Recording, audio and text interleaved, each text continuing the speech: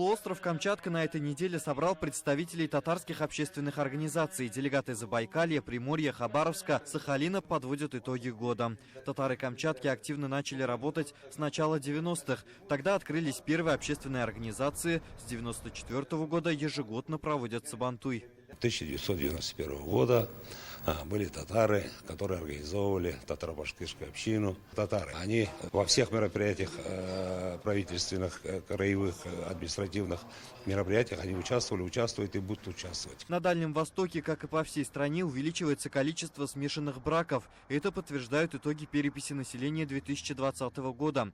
Сейчас в России живут 4 миллиона 700 тысяч татар. Это на 500 тысяч меньше, чем в 2010-м. В смешанных семьях, если взрослые пытаются говорить на татарском, дети, внуки их не понимают. Таких случаев много и в Татарстане, Башкортостане. Думаю, проблему можно решить, открывая медресе при мечетях. Иначе род потеряет принадлежность к татарам уже во втором-третьем поколении. В Татарстане активно работают дома дружбы народов. Их сейчас 13. Кроме того, есть 100 национально-культурных центров.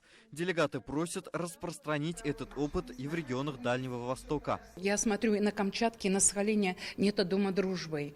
Также в Приморье. Нам не хватает дома дружбы. Вот какой-то маленький кабинетик 3×3. Этого вообще не хватает. Должно быть огромное сердце, вот такая большая душа, что все туда народы поместились, и мы жили дружно, и потом передали эту дружбу и традиции нашим детям, нашим внукам. Все озвученные предложения планируют взять в работу. Сейчас главное найти пути сохранения языка и национальной идентичности через расширение сотрудничества в разных сферах, говорит вице-премьер. Части развития наших отношений дружеских, братских, независимо там туризм, промышленность, сельское хозяйство, молодежь, студенчество, школьники, по всем направлениям.